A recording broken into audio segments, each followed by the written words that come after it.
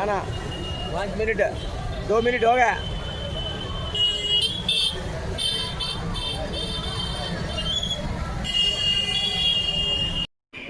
అందరికీ నమస్కారం।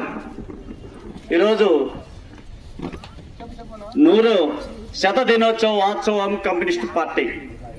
ఈ కమ్యూనిస్ట్ పార్టీ 100 సంవత్సరాలుగా పేదల సమస్యలు, రైతుల సమస్యలు, అదేవిధంగా కింద స్థాయి అందరి సమస్యలను కూడా ఎప్పటికప్పుడు కమ్యూనిస్టులు ఉద్యమం చేయకుండా బాగుపడినటువంటి వర్గం కానీ లేకపోతే అంశాలు కానీ ఒకటి కూడా ఇంతవరకు 100 సంవత్సరాల్లో జరిగింది లేదు। ఈ దేశ ఉద్యమంలో కమ్యూనిస్ట్ పార్టీ పాత్ర చాలా తీవ్రమైనది। ఈ కమ్యూనిస్ట్ పార్టీ పాత్ర నాటికి నేటికి ఉద్యమంలో మొదటి స్థానంలో ఉంటుంది।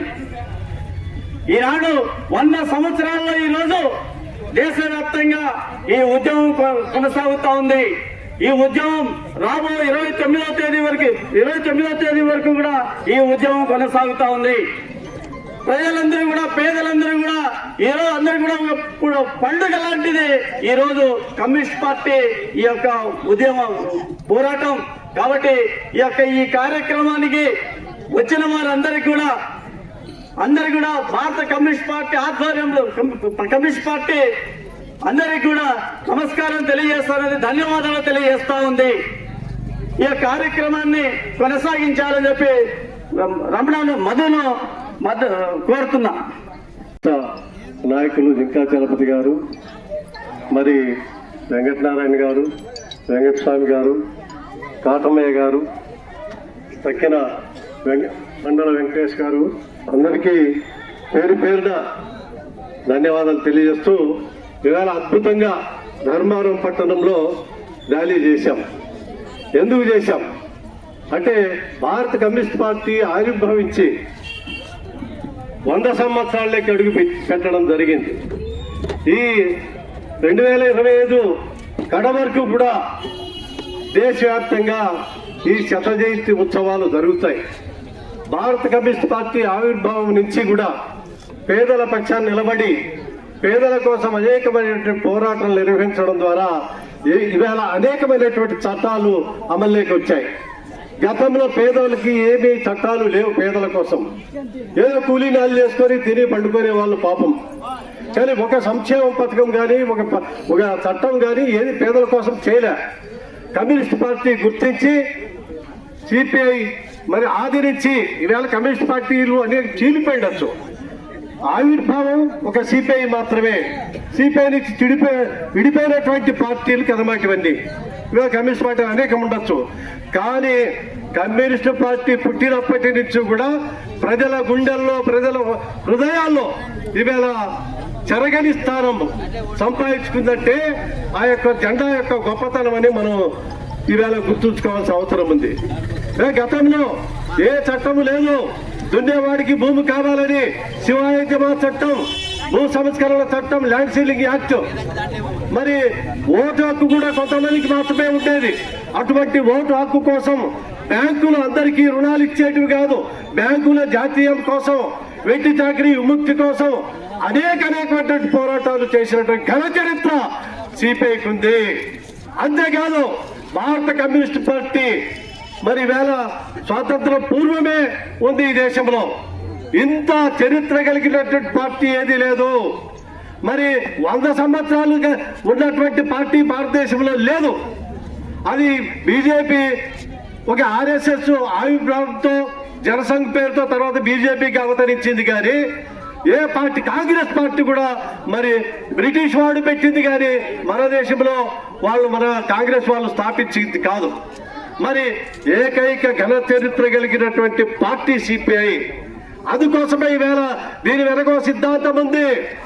మరి ఉంటే అన్ని పార్టీల మాదిరి ఒక పార్టీ అని అనుకోకూడదు, ఎందుకంటే సమాజము ధ్యేయంగా ప్రజలందరూ కష్టాలు లేని, మరి దరిద్రము లేని, హెచ్చుతగ్గులు లేని రాజ్యం కావాలని కోరుతా ఉంది కమ్యూనిస్ట్ పార్టీ. ఇవాళ మార్క్స్ మహాశయుడు మరి సిద్ధాంతాన్ని రాశాడు. సిద్ధాంతం అంటే గుడ్డిగా రాసింది కాదు, అన్ని మొత్తం మానవ పుట్టు గురించి అధ్యయనం చేసి ఈ వ్యవస్థలు ఎట్లా మారాయి, ఏ విధంగా దోపిడీ జరుగుతా ఉంది, కష్టజీవులు ఎట్లా నష్టపోతున్నారు, పారిశ్రామిక కార్మికులు, వ్యాపారస్తులు, పారిశ్రామికవేత్తలు కార్మికులు ఎలా దోచుకుంటున్నారు, మరి అనేకమైనటువంటి దోపిడీలు మరి అధ్యయనం చేసి ఆయన ఎవరైతే కష్టపడతాడో వారికి కష్టఫలం దక్కాలి, కష్టించినట్టు వారి కష్టం ఫలితం దక్కాలి అనే సిద్ధాంతంలో మరి ఈ యొక్క కమ్యూనిస్ట్ పార్టీ సిద్ధాంతాన్ని రాశాడు. ఆ మహానుభావుడు రాసిన దగ్గర నుంచి కూడా ఇవాళ ప్రపంచవ్యాప్తంగా ఈ సిద్ధాంతము విస్తృతంగా ఉంది. అనేక రాజ్యాల్లో అధికారంలోకి వచ్చింది. కమ్యూనిస్ట్ రాజ్యాలు మరి ఇవాళ ప్రపంచంలోనే పెద్ద సంఖ్యలో ఉన్నాయి. అటువంటి సిద్ధాంతాన్ని నమ్ముకొని బతుకుతున్నటువంటి మరి పేదల పక్షాన నిలబడినటువంటి పార్టీ ఏకైక పార్టీ కమ్యూనిస్ట్ పార్టీ. ఇవాళ చెప్తున్నాము 1925 డిసెంబర్ 26 పుట్టినటువంటి ఈ పార్టీ మరి ఈవేళ అనేకమైన చట్టాలు రూపకరణకు ప్రధానమైనటువంటి భూమిక పోషించింది. అంతేకాదు స్వతంత్ర పోరాటంలో అగ్రభాగాన్ని నిలబడినటువంటి పార్టీ ఏకైక పార్టీ ఒక కమ్యూనిస్ట్ పార్టీ సిపిఐ మాత్రమే. మరి ఇంకా కొంతమంది చెప్తా ఉంటారు, వాళ్ళు రాసుకుంటారు బుక్కుల్లో, శాంతియుతంగా అహింస పద్ధతుల్లో ఈ దేశానికి స్వతంత్రం వచ్చిందని. అది శుద్ధ అబద్ధం. అట్లా పోతే ఏ దేశంలోనూ జరిగినటువంటి హింస స్వతంత్ర పోరాటంలో ఇక్కడ భారతదేశంలో జరిగింది. అనేక మంది ఉరికంబాలు ఎక్కారు, అనేక మంది ఉరి తీశారు, జైలులో పెట్టారు, హింసించారు. మరి బ్రిటిష్ వాడు గత్యంతరం లేక ఈ దేశాన్ని ఇడిచిపెట్టిపోయారు. అప్పటి నుంచి మరి ఏమాత్రము ప్రజల యొక్క సంక్షేమం పట్టించుకోకుండా సంపన్నుల కోసం ఊడిగింపు చేసేటువంటి మరి ప్రభుత్వాలు వచ్చాయి. కానీ కమ్యూనిస్ట్ పార్టీ వస్తే అట్లా ఉండదు. కష్టించే వారి ప్రతి ఒక్కరికి ఫలితం దక్కే విధంగా ప్రతి ఒక్కరికి సమాన అవకాశాలు ఉండేటువంటి రాజ్యం కావాలనేదే కమ్యూనిస్ట్ పార్టీ.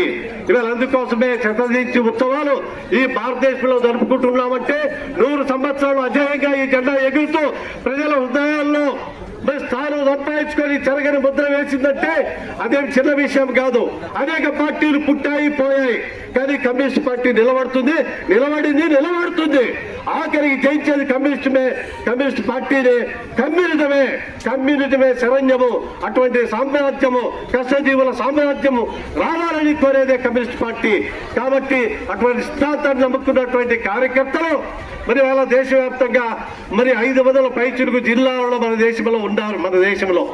మరి అటువంటి కమ్యూనిస్ట్ పార్టీ ఈనాటితో ఏదో 100 ఏళ్లతో కాదు, ఇది ఎప్పటికీ జయంగా ముందుకు పోతుంది.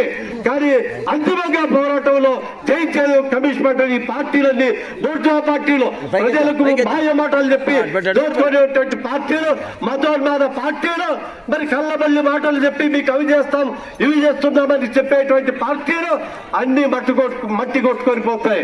ఈవేళ పేదలకు ఏమీ చేయలేదు. ఈ దేశాన్ని దోచిపెట్టి మరి కార్పొరేట్ శక్తుల చేతుల్లో పెట్టడం జరుగుతోంది.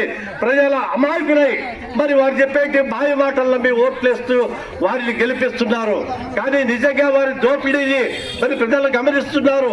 దేశవ్యాప్తంగా మరి 142,80,00,000 మంది జనాభా ఉన్నటువంటి ఈ దేశంలో అనేక మంది దరిద్రంలో ఉన్నారు. సొంత ఇల్లు లేదు. సొంత ఇల్లు లేనటువంటి వారు కోట్లాది మంది ఉన్నారు. చేయడానికి పని లేని వాళ్ళు కోట్లాది మంది ఉంటారు. నిరుద్యోగం తాండవిస్తా ఉంది. ఇటువంటి పరిస్థితులన్నీ అధిగమించాలంటే ఓ కమ్యూనిస్ట్ పార్టీనే శరణ్యము. కమ్యూనిస్టు రాజ్యంలోనేవి మరి పరిష్కారం అయితే అటువంటి రాజ్య స్థాపన కోసం ఎర్రజెండా నాయకత్వాన్ని మనం నిలబడి మనం అందరము కూడా మనం నమ్ముకున్నటువంటి ఈ ఎర్రజెండా సిద్ధాంతాన్ని ముందుకు తీసుకుపోయి ఈ దేశంలో దోపిడీ శక్తుల ఆట కట్టించి మన సమాజ స్థాపన కోసం మనంతా నడుము బిగించాల్సిన అవసరం ఉందని మీకందరికీ మనవి చేస్తూ నాకు ఇచ్చినటువంటి అవకాశానికి ధన్యవాదాలు తెలియజేస్తూ